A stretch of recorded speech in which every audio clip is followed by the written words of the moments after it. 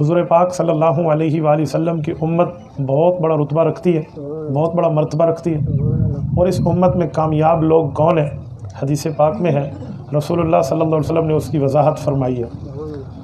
حضرت امام رزین رحمۃ اللہ علیہ نے کتاب و رزین میں یہ روایت ذکر فرمائی ہے۔ حضرت شیخ عبد القادر جیلانی محبوب سبحانی ذل رحمانی رحمۃ اللہ علیہ نے اس حدیث پاک کو اپنی مایہ ناز کتاب غنیۃ الطالبین میں جگہ دی ہے۔ ارشاد فرماتے ہیں کہ اللہ کے رسول نے فرمایا، تفرقت الیہود علی 71 فرق، یہودیوں کے 71 فرقے تھے، والنصارى علی 72 فرق، اور عیسائیوں کے 72 فرقے تھے، وانتم علی 73 فرق، اے امت محمدیہ تمہارے 73 گروہ اور 73 فرقے بنیں گے، کلہم فی النار الا ملۃ واحدہ، سارے جہنم جائیں گے، ایک گروہ جنت جائے گا۔ صحابہ کرام نے پوچھا، من ہی یا رسول اللہ، وہ گروہ جو جنت جائے گا وہ کون ہوگا؟ اللہ کے رسول صلی اللہ علیہ وسلم نے فرمایا، ما انا علیہ و اصحابی، وہ اس طریقے پر ہوگا جس پر میں نے اپنے صحابہ کو چلایا ہے۔ اس سے پتہ چلا امت محمدیہ میں ہونا بھی قابل قدر بات ہے، لیکن اہل حق ہونا اس سے بڑی قابل قدر بات ہے۔ جو 72 فرقے جہنم جا رہے ہیں یہ بھی تو حضور پاک علیہ السلام کی امت میں ہے، لیکن گمراہ ہے۔ اللہ نے ہمیں اہل حق کے ساتھ جوڑا ہے۔ اب جو حضور علیہ السلام نے نشانی دی ہے کہ وہ لوگ حق کے راستے پر ہوں گے جو حضور اور حضور کے صحابہ اور اہل بیت کے راستے پہ ہوں گے۔ کیا میں پوچھ سکتا ہوں وہ کون سا راستہ ہے؟ اس راستے کا مطلب کیا ہے؟ حضور علیہ السلام کیا بتا رہے ہیں؟ میں سمجھانے کے لیے ایک بات عرض کرتا ہوں۔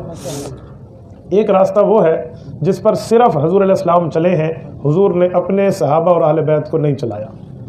ایک راستہ وہ ہے جس پر حضور خود بھی چلے ہیں اور امت کو چلانے کے لیے صحابہ اور اہل بیت کو اس راستے پہ چلایا ہے۔ دونوں راستے قابل احترام، لیکن جو قابل عمل ہے نا وہ راستہ ہے جس پر حضور نے امت کو چلایا ہے۔ صرف پیغمبر کا راستہ ہو نا، حضور اس پہ چلائے نہیں، وہ راستہ قابل احترام ضرور ہے لیکن قابل عمل نہیں ہے۔ میں مثال دوں گا تو آپ سمجھیں گے۔ ہمارے پاک پیغمبر صلی اللہ علیہ وسلم جب کلمہ پڑھتے تھے نا تو حضور تو اپنے نام کا کلمہ پڑھتے تھے نا۔ کیسے پڑھتے؟ لا الہ الا اللہ انی رسول اللہ، یہ حضور علیہ السلام پڑھتے، اور کلمہ حضور کو ایسے ہی پڑھنا چاہیے تھا، لیکن امت انی پڑھتی ہے یا محمد رسول اللہ پڑھتی ہے؟ اب دیکھیں راستے دو ہیں۔ ایک ہے وہ چیز جو حضور نے صرف اپنے لیے رکھی ہے، اس پر صحابہ کو اہل بیت کو امت کو چلنے کا حکم نہیں کیا۔ تو اب کوئی کہے میں صحابہ اہل بیت کے راستے سے ہٹ کے حضور والا کلمہ پڑھوں گا، خود کو انی رسول اللہ کہوں گا، ایمان بھی نہیں بچے گا، نکاح بھی نہیں بچے گا، سارے ہو جائے گا۔ وہ کس راستے پر رہے گا؟ وہ اس راستے پر رہے گا جس پر حضور نے امت کو چلایا ہے، وہ ہے لا الہ الا اللہ محمد الرسول اللہ۔ ایک بات اور، کچھ صحابہ کرام کو پتہ چلا کہ ہمارے پیغمبر صوم الوصال رکھتے ہیں۔ ایک ہوتے صوم روزہ، ایک ہوتے صوم الوصال پے در پے روزہ، 2 3 دن۔ وہ حضور پاک علیہ السلام کی اس بات کی اتباع میں انہوں نے بھی 4 5 دن روزہ شروع کر دیا۔ جب 2 سے 4 دن ہوئے نا، کمزوری آ گئی، بستر پر آ گئے، حضور علیہ السلام کو پتہ چلا اللہ کے رسول ان کی عادت پہ تشریف لے گئے۔ کیا ہوا؟ تو انہوں نے بات بتائی کہ ہم نے تو آپ کی بات کو دیکھ کر اتباع شروع کی۔ حضور نے فرمایا جی نہیں، ایوکم مثلی، تم میری طرح ہو سکتے ہو، اللہ یطعمنی ویسقینی، اللہ مجھے کھلاتے اور پلاتے ہیں، تمہیں نظر نہیں آتا۔ ان کا حضور نے روزہ اسی وقت افطار کرا دیا۔ اس سے پتہ چلا کہ حضور علیہ السلام کے کچھ کام اپنے رب کے ساتھ خاص قسم کے ہیں جس میں امت کو دخل نہیں ہے۔ ایک مسئلہ اور لے، شادیاں کتنی کر سکتا ہے بندہ؟ زیادہ سے زیادہ مسلمان کو 4 کی اجازت ہے۔ انصاف شرط ہے، حقوق کی ادائیگی شرط ہے۔ اگر کوئی بندہ حقوق نہیں ادا کر سکتا پھر اسے ایک بھی نہیں کرنی چاہیے۔ یہ لوگوں میں غلط نظریہ ہے کہ حقوق ادا نہ کر سکو تو پھر ایک کرو، جی نہیں، ایک کے حقوق کھا جاؤ پھر فائدہ کرنی نہیں چاہیے اس کو جو حق ادا نہیں کر سکتا۔ جس نے بیوی کو ذلیل کرنا ہے، بچوں کا حق مارنا ہے، اسے ایک بھی نہیں کرنی۔ ہاں حق دے سکتا ہے، انصاف کر سکتا ہے، پھر کم از کم کتنی، زیادہ سے زیادہ کتنی ہے؟ 4۔ لیکن ہمارے پاک پیغمبر کا مسئلہ یہ نہیں ہے، یہ امت کا۔ حضور پاک علیہ السلام کا کیا ہے؟ آپ علیہ السلام نے 11 شادیاں فرمائی ہیں، بیک وقت 9 بیویاں رکھی ہیں، ایک وقت میں کل 11 تھیں۔